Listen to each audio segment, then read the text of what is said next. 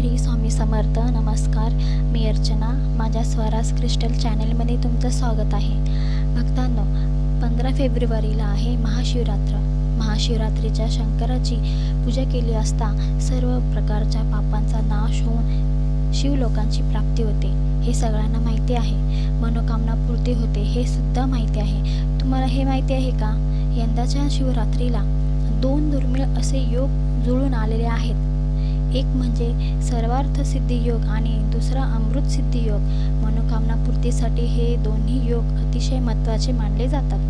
त्यामुळे यंदाची महाशिवरात्र आणखी जास्त खास ठरते.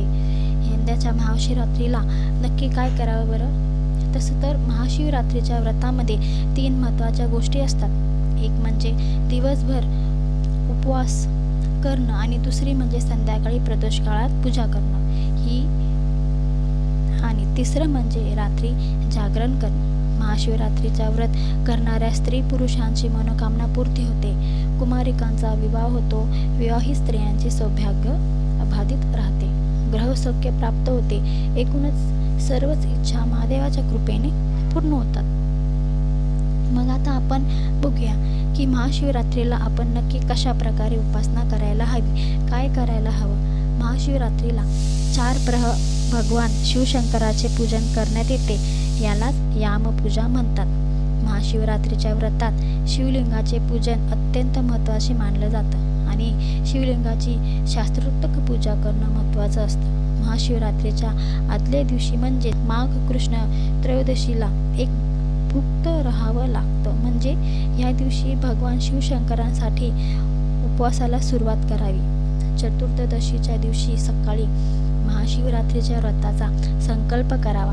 त्यानंतर भगवान शिवशंकराची पूजा करावी. रात्री डोक्याला भस्म लावून शिवरात्रीच्या दिवशी भगवान शिवशंकराची पूजा केली जाते. घरी शिवपिंडीवरती आणि शंकराच्या मंदिरात जाऊनही पूजा केली जाते. भगवान शिवशंकरांना आवडणारी 11 लाल कमळ, 108 बेलांची पानं, 108 धोत्र्याची फुलं किंवा पांढरी फुलं वाहिली जातात. शिवलिंगावर आधी अभिषेक करावा.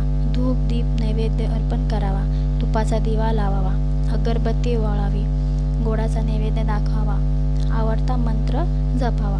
भगवान शिवशंकरांचे अनेक मंत्र आहेत. त्यापैकी सगळ्यांना माहीत आहे असलेला सोपा मंत्र म्हणजे ओम नमः शिवाय. या मंत्राचा जप करतात संपूर्ण पूजा करावी. महाशिवरात्रीची पूजा ही रात्री करतात. म्हणजे सकाळी तुम्ही तुमच्या देवांची पूजा करणार आहातच, तेव्हा तर देवांमध्ये जे भगवान शिवशंकर आहेत त्यांची पूजा होईलच. पण महाशिवरात्रीची जी मुख्य पूजा आहे ती रात्री केली जाते. रात्री जागून भगवान शिवशंकराचे भजन, पूजन, नामस्मरण करणं हा जागरणाचा हेतू असतो. महाशिवरात्रीच्या दिवशी उपवास तर तुम्ही करालच आणि भगवान शिवशंकराची पूजाही करणार. आणखी एक गोष्ट करू शकता. शिवलीला अमृत पोथीचे वाचन महाशिवरात्रीच्या रात्री नक्की करावे. आता सगळ्यांना पूर्ण पोथी वाचायला जमली नाही तर कमीत कमी 11 अध्याय, जो 11वा अध्याय आहे तो नक्की वाचावा. मंडळी, तुमच्यापैकी काही जणांचा गोंधळ होत असेल तर जरा सोपं आणि सुटसुटीत करून सांगते. सगळ्यात पहिली गोष्ट म्हणजे सकाळी उठल्यानंतर स्नान करायचं, स्वच्छ कपडे परिधान करायचे आणि भगवान शिवशंकराच्या महाशिवरात्रीच्या व्रताचा संकल्प करायचा. संकल्प झाल्यानंतर ना तुम्ही देवपूजा करालच. देवांमध्ये भगवान शिवशंकरांची तुमच्याकडे पिंड असेल तर त्याची पूजा नक्की करा. त्याचबरोबर दिवसभर उपवास करायला आणि जसा तुमच्या प्रकृतीला झेपेल तसं रात्री तुम्हाला महादेवाची पूजा करायची आहे. षोडशोपचार पूजा महादेवांची करायची आहे. अनेक जण महाशिवरात्रीला रुद्राभिषेक सुद्धा करतात. जशी तुमच्याकडे पद्धत आहे त्याप्रमाणे तुम्ही ती पूजा करायची आहे. महाशिवरात्रीची जो यामपूजा असते ती नक्की असते. म्हणजे त्यात काय आहे? महाशिवरात्रीला सकाळ, संध्याकाळ, दुपार आणि रात्री असे 4 प्रहार भगवान शिवशंकरांची पूजा करतात. यालाच यामपूजा म्हणतात. सकाळी ही पूजा करायची. संध्याकाळी प्रदोष काळ जेव्हा असतो, सूर्यास्त झाल्यानंतरची 15 मिनिटे हा प्रदोष काळ असतो. तर सूर्यास्त झाल्यानंतर सुद्धा पूजा करायची आहे आणि दुपारी सुद्धा पूजा केली जाते. रात्री सुद्धा पूजा केली जाते. असे 4 प्रहर असतात.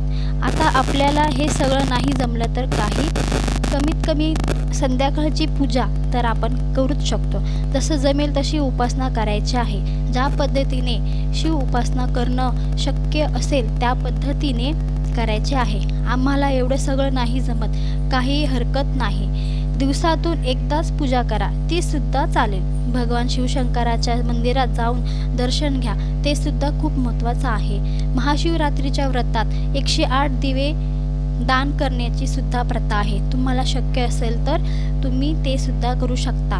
भगवान शिवशंकरांना पांढरी फुलं वाहिली जातात, हे तर तुम्हाला माहीतच आहे. पण त्याचबरोबर महाशिवरात्रीला कमळसुद्धा भगवान शिवशंकरांना वाहिली जातं. आणि सगळ्यात महत्त्वाचं फक्त आणि फक्त महाशिवरात्रीला भगवान शिवशंकरांना केवडा किंवा केतकीचं फूल वाहतात. इतर वेळी शिवशंकरांना केतकीचं फूल अजिबात वाहत नाहीत. त्यासाठी पौराणिक कथा आहेत. पण महाशिवरात्रीला हे वाहिलं तर चालतं. महाशिवरात्रीच्या व्रतामध्ये सगळ्यात महत्त्वाचा भाग म्हणजे उपवास, आणि हा उपवास तुम्हाला दुसऱ्या दिवशी सोडायचा आहे. म्हणजे महाशिवरात्र झाल्यानंतर दुसऱ्या दिवशी सोडायचा आहे. आता महाशिवरात्रीच्या व्रतामध्ये महाशिवरात्रीच्या दिवशी रात्री जागरण करायचं म्हणजे काय करायचं? TV पाहत, मोबाईल पाहत जागायचं नाही, तर भगवान शिवशंकरांची मंत्र असतील, स्तोत्र असतील याचं पठण करत जागायचं असतं. आता म्हणजे तुम्हाला खूप रात्रीपर्यंत जागणे शक्य नसेल तर तुम्ही कमीत कमी निश्चित कालापर्यंत तुम्ही जागू शकता. निश्चित काल म्हणजेच काय, तर रात्रीचा असा मध्यकाल असतो म्हणजे ज्या रात्री शिवतत्व पृथ्वीवर सक्रिय असतं, आणि त्या निश्चित कालामध्ये पूजा करण्यातही महत्त्व असतं. आता यंदा 15 फेब्रुवारीला उत्तर रात्री 12:28 1 वाजून 18 मिनिटापर्यंतचा काळ निश्चित काळ आहे. आणि या काळामध्ये भगवान शिवशंकराचे नामस्मरण पूजा जे काही करणं तुम्हाला शक्य असेल ते नक्की करा. संपूर्ण रात्र जागरण शक्य नसेल तर कमीत कमी या निश्चित काळापर्यंत तुम्ही जागू शकता. तुमच्या प्रकृतीला ज्याप्रमाणे झेपेल त्याप्रमाणे व्रत करू शकता. आता बघूया असे कोणते मंत्र आहेत ज्याचा जप तुम्ही महाशिवरात्रीला करू शकता. एक तर मगाशी सांगितला ओम नमः शिवाय, दुसरा म्हणजे नमो भगवते शंकराय नमः, हा सुद्धा मंत्र आहे. त्याचबरोबर नुसता शिवाय नमः हा सुद्धा मंत्र आहे. या काही मंत्रांचा जप तुम्ही करू शकता. हे मंत्र जास्तीत जास्त जपत भगवान शिवशंकराच्या शिवलिंगावर भरपूर बेल महाशिवरात्रीला वाहायचे असतात. घरीच किंवा शिवालयात सुद्धा हे मंत्र तुम्ही पठण करू शकता. घरीही करू शकता किंवा मंदिरात जाऊनही करू शकता. मंडळी, महाशिवरात्र ही प्रचंड शक्तिशाली रात्र आहे असं साधू संत सांगतात. आणि या रात्रीचा आपली ऊर्जा वाढवण्यासाठी जास्तीत जास्त उपयोग करून घ्यायचा असतो.